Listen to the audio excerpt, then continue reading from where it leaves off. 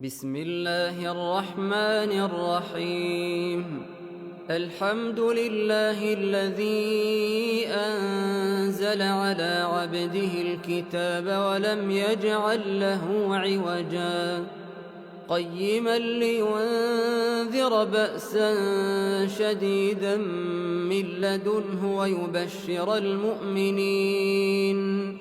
ويبشر المؤمنين الذين يعملون الصالحات أن لهم أجرا حسنا ماكثين فيه أبدا وينذر الذين قالوا اتخذ الله ولدا ما لهم به من علم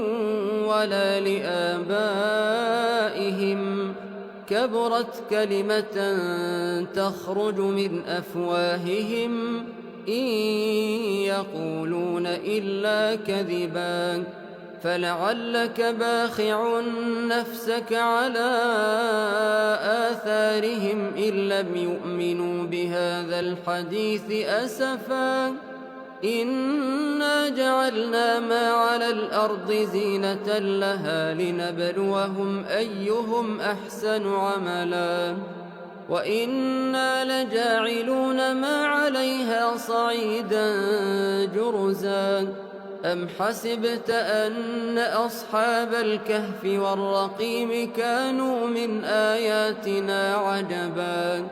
إذ أوى الفتية إلى الكهف فقالوا ربنا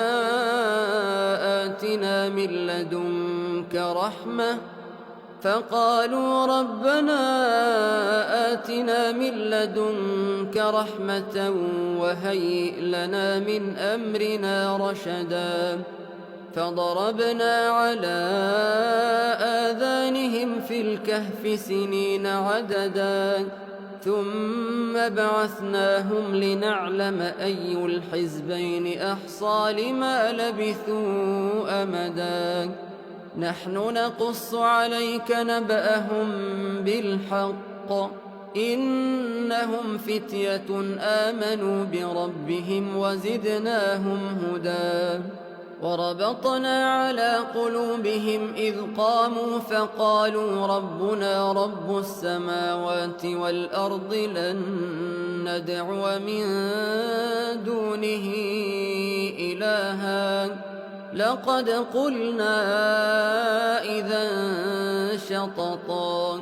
هؤلاء قومنا اتخذوا من دونه آلهة لولا يأتون عليهم بسلطان بين فمن أظلم ممن افترى على الله كذبا وإذ اعتزلتموهم وما يعبدون إلا الله فأووا إلى الكهف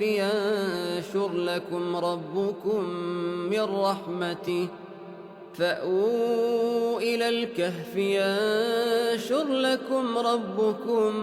من رحمته ويهيئ لكم من أمركم مرفقا وترى الشمس إذا طلعت تزاور عن كهفهم ذات اليمين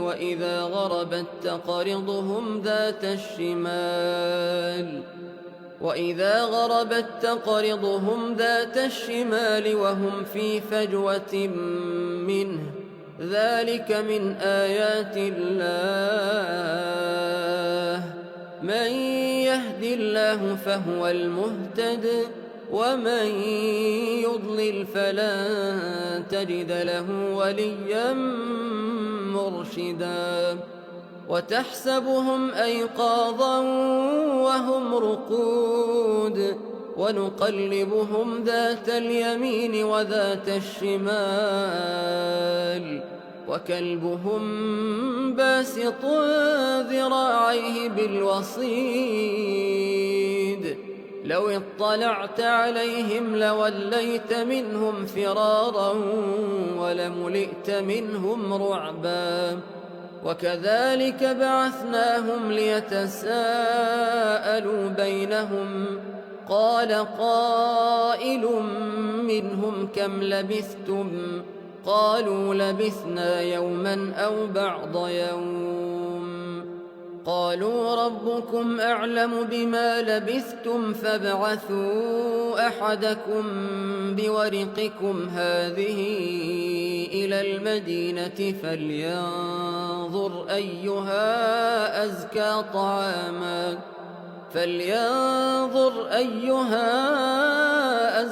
طعاما فليأتكم برزق منه وليتلطف ولا يشعرن بكم أحدا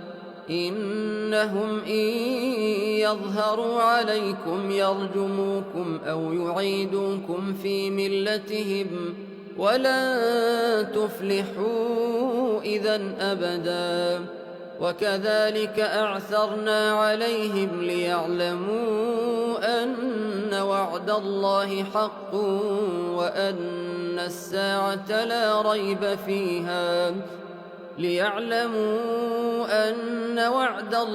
حق وأن الساعة لا ريب فيها إذ يتنازعون بينهم أمرهم فقالوا ابنوا عليهم بنيانا ربهم أعلم بهم قال الذين غلبوا على أمرهم لنتخذن عليهم مسجدا سيقولون ثلاثة رابعهم كلبهم ويقولون خمسة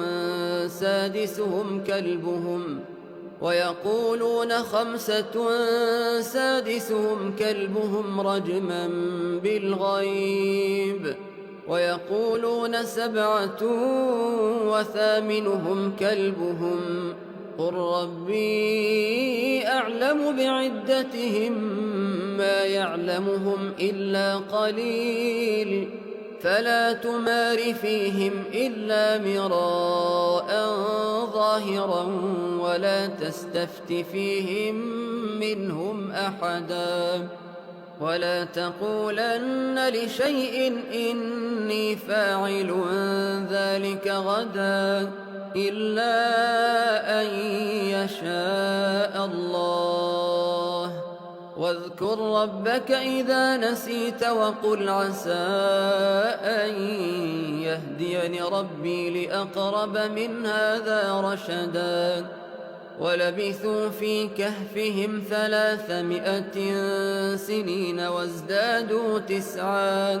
قل الله أعلم بما لبثوا له غيب السماوات والأرض أبصر به وأسمع ما لهم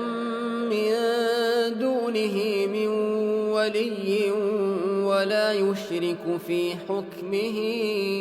أحدا واتل ما أوحي إليك من كتاب ربك لا مبدل لكلماته ولن تجد من دونه ملتحدا واصبر نفسك مع الذين يدعون ربهم بالغداة والعشي يريدون وجهه ولا تعد عيناك عنهم تريد زينة الحياة الدنيا ولا تطع من أغفلنا قلبه عن ذكرنا واتبع هواه وكان أمره فرطا وقل الحق من ربكم فمن شاء فليؤمن ومن شاء فليكفر إنا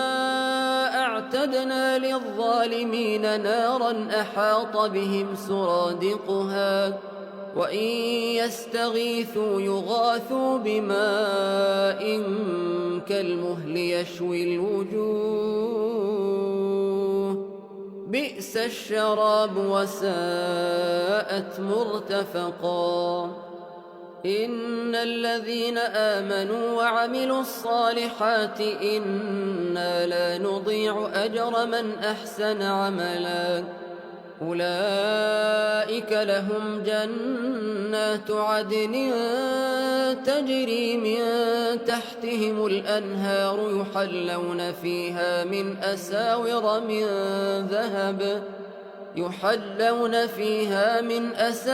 من ذهب ويلبسون ثيابا خضرا من سندس واستبرق متكئين فيها على الأرائك نعم الثواب وحسنت مرتفقا. واضرب لهم مثل الرجلين جعلنا لأحدهما جنتين من أعناب وحففناهما بنخل وجعلنا بينهما زرعا كلتا الجنتين آتت أكلها ولم تظلم منه شيئا وفجرنا خلالهما نهرا وكان له ثمر فقال لصاحبه وهو يحاوره أنا أكثر منك مالا وأعز نفرا ودخل جنته وهو ظالم لنفسه قال ما أظن أن تبيد هذه أبدا وما أظن الساعة قائمة ولئن رددت إلى ربي لأجدن خيرا منها منقلبا. قال له صاحبه وهو يحاوره أكفرت بالذي خلقك من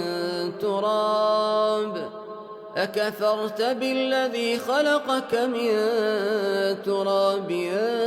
ثم من نطفة ثم سواك رجلا لكن هو الله ربي ولا أشرك بربي أحدا. ولولا إذ دخلت جنتك قلت ما شاء الله لا قوة إلا بالله إن ترني أنا أقل منك مالا وولدا فعسى ربي أن يؤتيني خيرا من جنتك ويرسل عليها حسبانا من السماء فتصبح صعيدا زلقا أو يصبح ماؤها غورا فلا تستطيع له طلبا. وأحيط بثمره فأصبح يقلب كفيه على ما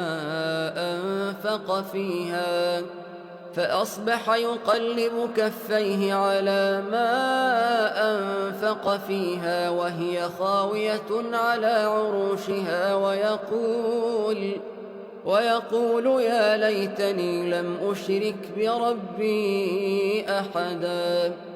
ولم تكن له فئة ينصرونه من دون الله وما كان منتصرا. هنالك الولاية لله الحق هو خير ثوابا وخير عقبا. واضرب لهم مثل الحياة الدنيا كماء أنزلناه من السماء فاختلط به نبات الأرض فأصبح هشيما تذروه الرياح وكان الله على كل شيء مقتدرا. المال والبنون زينة الحياة الدنيا والباقيات الصالحات خير عند ربك ثوابا وخير أملا. ويوم نسير الجبال وترى الأرض بارزة وحشرناهم فلم نغادر منهم أحدا وعرضوا على ربك صفا لقد جئتمونا كما خلقناكم أول مرة بل زعمتم أن لن نجعل لكم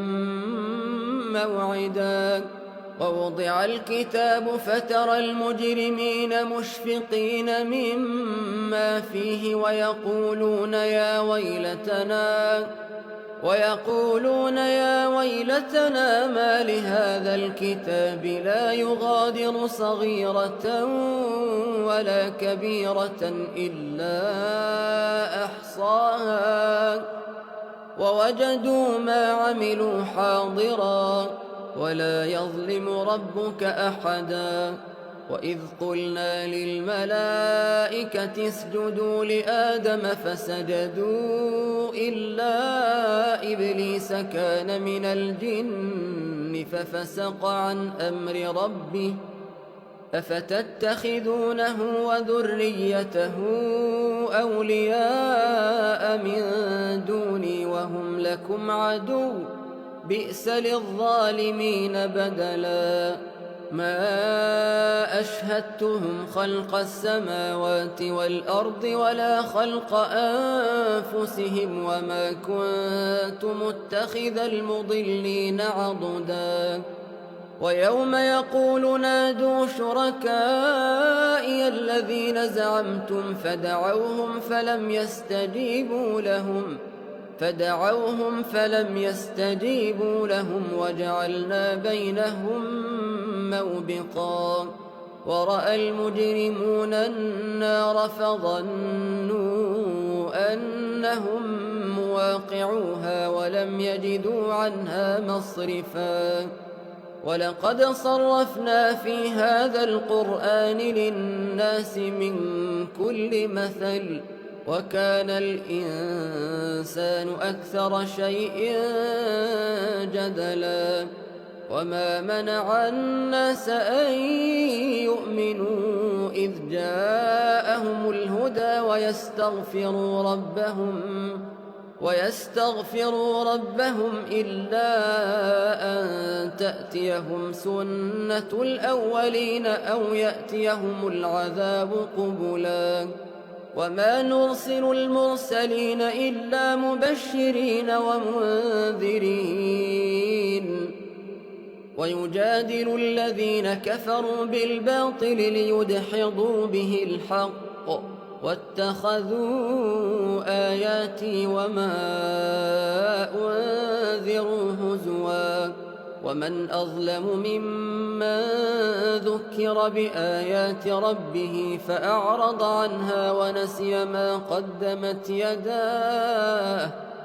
إنا جعلنا على قلوبهم أكنة أن يفقهوه وفي آذانهم وقرا وإن تدعهم إلى الهدى فلن يهتدوا إذا أبدا وربك الغفور ذو الرحمة لو يؤاخذهم بما كسبوا لعجل لهم العذاب بل لهم موعد لن يجدوا من دونه موئلا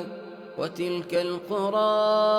أهلكناهم لما ظلموا وجعلنا لمهلكهم موعدا وإذ قال موسى لفتاه لا أبرح حتى أبلغ مجمع البحرين أو أمضي حقبا فلما بلغا مجمع بينهما نسيا حوتهما فاتخذ سبيله في البحر سربا فلما جاوزا قال لفتاه آتنا غداءنا لقد لقينا من سفرنا هذا نصبا قال أرأيت إذ أوينا إلى الصخرة فإني نسيت الحوت وما أنسانيه إلا الشيطان أن أذكره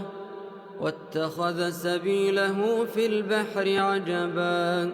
قال ذلك ما كنا نبغ فارتدا على آثارهما قصصا فوجدا عبدا من عبادنا آتيناه رحمة من عندنا وعلمناه من لدنا علما قال له موسى هل أتبعك على أن تعلمني مما علمت رشدا قال إنك لن تستطيع معي صبرا وكيف تصبر على ما لم تحط به خبرا قال ستجدني إن شاء الله صابرا ولا أعصي لك أمرا قال فإن اتبعتني فلا تسألني عن شيء حتى أحدث لك منه ذكرا فانطلقا حتى إذا ركبا في السفينة خرقها قال أخرقتها لتغرق أهلها لقد جئت شيئا إمرا قال ألم أقل إنك لن تستطيع معي صبرا قال لا تؤاخذني بما نسيت ولا ترهقني من أمري عسرا فانطلقا حتى إذا لقيا غلاما فقتله قال أقتلت نفسا زكية بغير نفس لقد جئت شيئا نكرا قال ألم أقل لك إنك لن تستطيع معي صبرا قال إن سألتك عن شيء بعدها فلا تصاحبني قد بلغت من لدني عذرا فانطلقا حتى إذا أتيا أهل قرية استطعما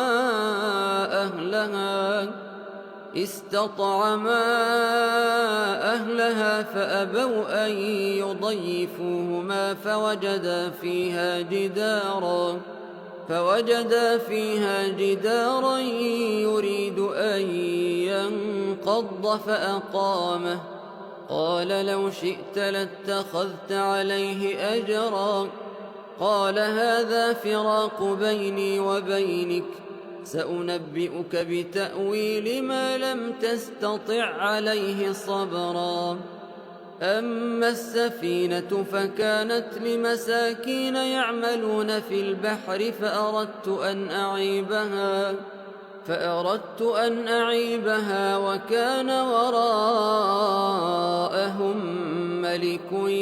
يأخذ كل سفينة غصبا وأما الغلام فكان أبواه مؤمنين فخشينا أن يرهقهما طغيانا وكفرا فأردنا أن يبدلهما ربهما خيرا منه زكاة وأقرب رحما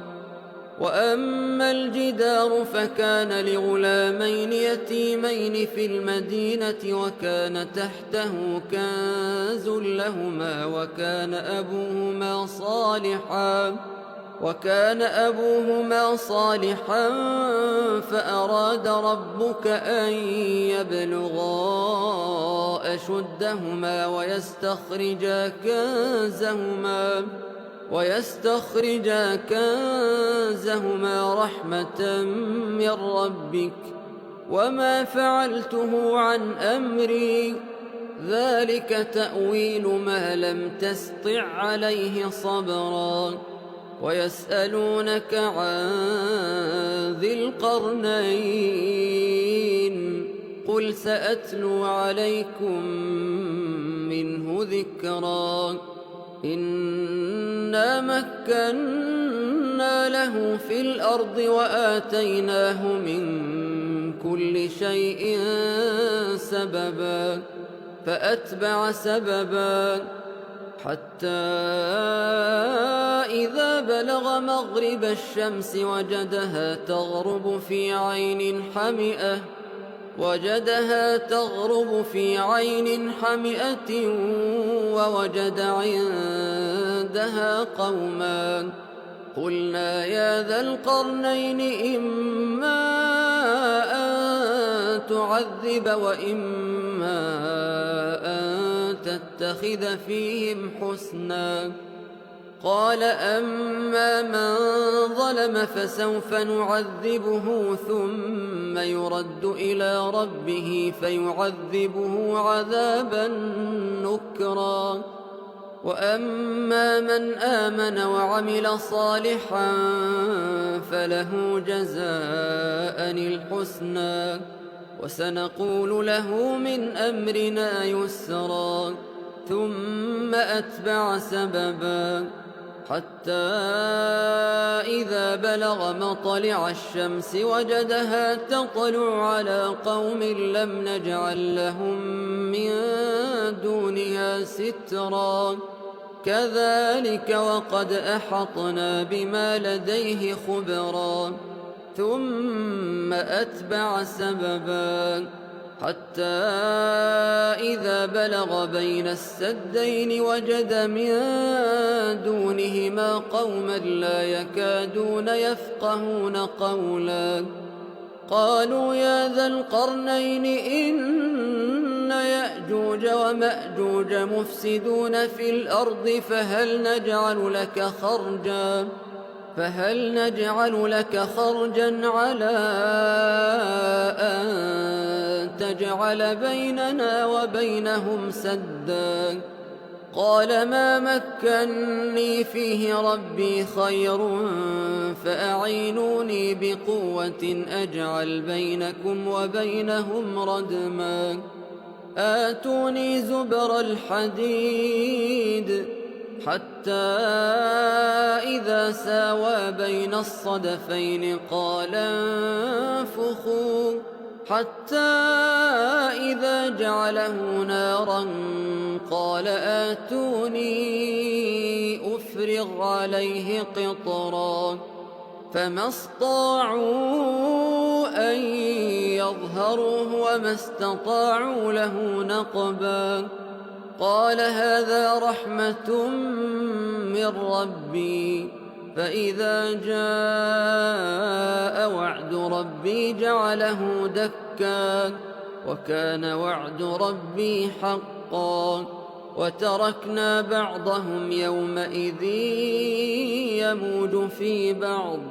ونفخ في الصور فجمعناهم جمعا وعرضنا جهنم يومئذ للكافرين عرضا الذين كانت أعينهم في غطاء عن ذكري وكانوا لا يستطيعون سمعا أفحسب الذين كفروا أن يتخذوا عبادي من دوني أولياء إنا أعتدنا جهنم للكافرين نزلا قل هل ننبئكم بالأخسرين أعمالا الذين ضل سعيهم في الحياة الدنيا وهم يحسبون أنهم يحسنون صنعا أولئك الذين كفروا بآيات ربهم ولقائه فحبطت أعمالهم فلا نقيم لهم يوم القيامة وزنا ذلك جزاؤهم جهنم بما كفروا واتخذوا آياتي ورسلي هزوا إن الذين آمنوا وعملوا الصالحات كانت لهم جنات الفردوس نزلا خالدين فيها لا يبغون عنها حولا قل لو كان البحر مدادا لكلمات ربي لنفد البحر قبل أن تنفد كلمات ربي ولو جئنا بمثله مددا قل إنما أنا بشر مثلكم يوحى إلي أنما إلهكم إله واحد فمن كان يرجو لقاء ربه فليعمل عملا